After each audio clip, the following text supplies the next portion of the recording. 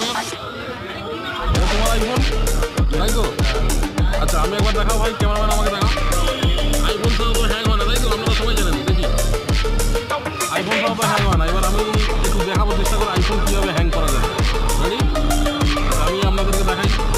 এখানে ভালো চলছে, সব কিছু চলছে, ক্যালকুলেটরও আছে, কোনো অসুবিধা নেই।